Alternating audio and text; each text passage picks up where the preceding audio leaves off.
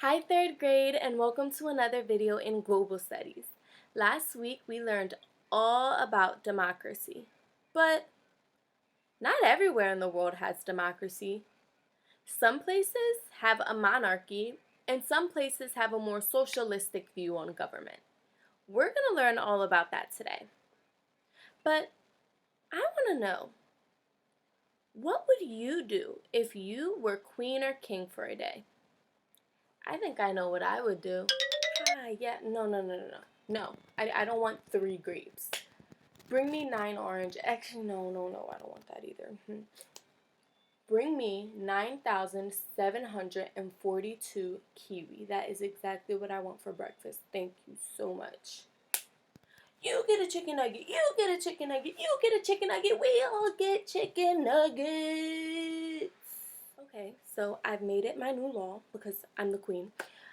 Every household must have at least 2 dogs. If you're allergic, I don't know what to tell you. It's now illegal to not have at least 2 dogs in a house. So that is the new rule. If you don't like it, it's my kingdom. You have no choice but to like it. I said kiwi. I don't want mangoes. Oh, actually, you know what? Maybe I do want mangoes. Okay, you can bring me mangoes and kiwis. No. I didn't want grapes. Did I say grapes? Oh my goodness. I didn't say grapes. As the queen, I've officially made gross stuff illegal. So anything I think is gross, now illegal. Boogers. Boogers are illegal because that's gross. That what? Boogers are illegal. Okay. Maybe it's best that I'm not the queen. Yeah, that may be better. What would you do if you were queen or king?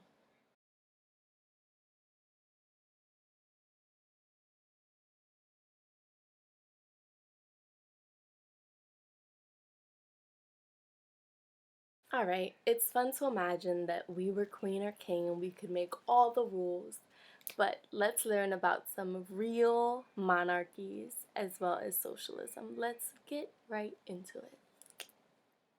So, this week we will be talking about monarchy and socialism. Your objective for today is to describe what socialism and monarchy are, as well as compare them to democracy. You will be doing this by describing each and identifying key differences in a writing piece. The materials you will need are a pencil or a pen and a paper to take notes on. Whenever you see this writing emoji, that means this is something you probably want to take notes on. However, these are not the only thing you have to write your notes on. Whatever you think is really important and you should remember, please write down a note about it. Before we begin something new, let's review. What do you already know about democracy?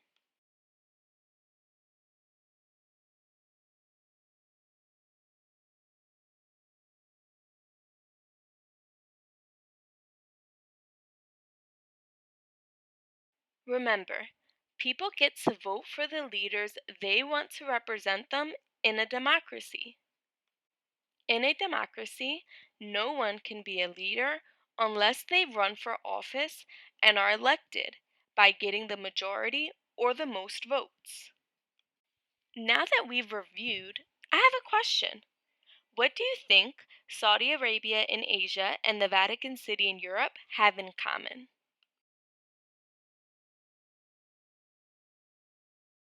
Well, there are only 5 total countries in the world today that still have an absolute monarchy. These are 2 out of the 5 countries. But what exactly is a monarchy? To understand what a monarchy is, you first have to learn what a monarch is. A monarch is a king, a queen, an emperor, or an empress. Monarchs are born into their role. You cannot be elected into being a monarch. Because of this, a child, toddler, or infant could be a monarch. Let's use Lion King to help us explain this. In this picture, you see a picture of Sarabi and Mufasa, who are the king and queen.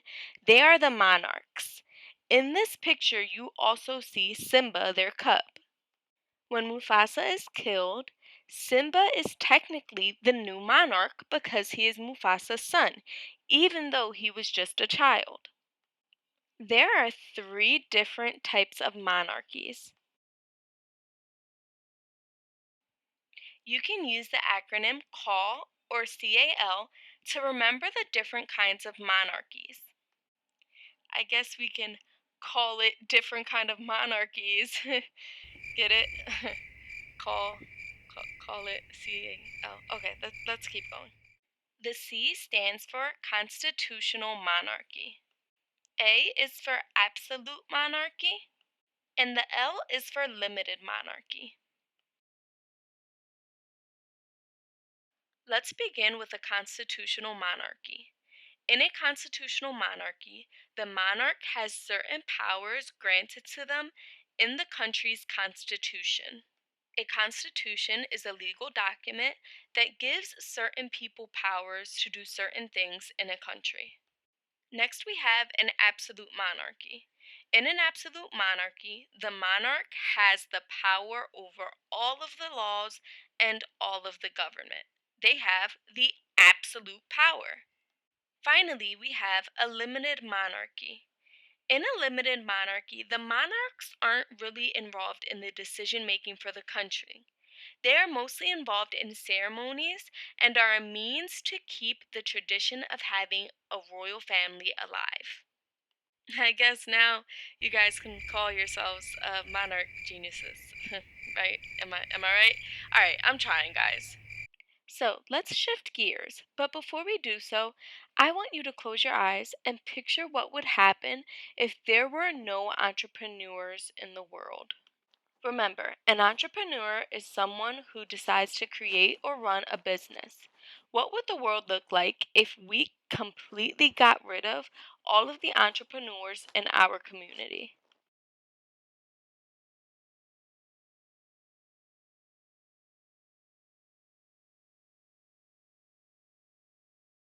We'll go over the answer to that question in just a little bit, but first let's discuss what socialism is. Socialism is a social system or a theory in which the government owns and controls the factories as well as the distribution of everything made in these factories. The idea is to make this perfect community in which the money that is made belongs to the people who actually make the things instead of a group of private owners. However, there are many cons to this. Let's look at this toy store as an example. Imagine your favorite toy store, and now imagine that every single business in your country has to be ran exactly like this store.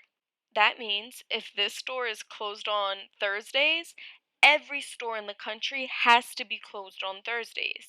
If this store doesn't let you return items that don't work, no store in the country will let you return items because every single business is run the same exact way.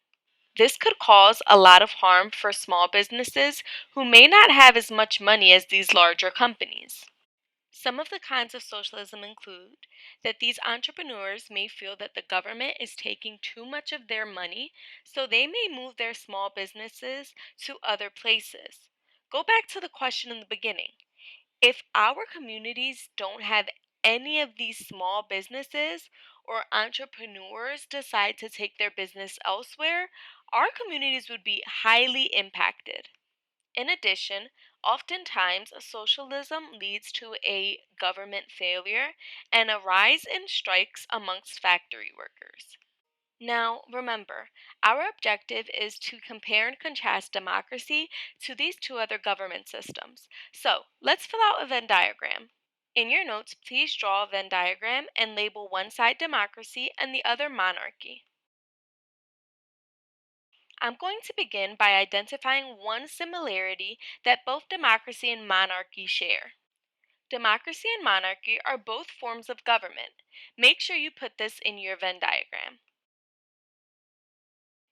In monarchies, there are kings and queens, which is something we don't have in democracy. In democracies, the government is ran by officials who were elected, where in monarchies, you are born into your throne. Now that I've helped you compare and contrast a bit, let's go into what your focus for this week will be. You will be creating a story. You will come up with your own character and give that character a name. In this story, you will be traveling to two different places, all under different forms of government. Your character will then compare these places to what life is like in a democracy, and at the end, they'll be able to choose if they want to stay in the place that's under a monarchy, socialism, or just stay with a democracy. Please remember not to turn in this project until Friday because you will be working on it little by little each day. And if you need any assistance, please reach out to your teacher during their office hours.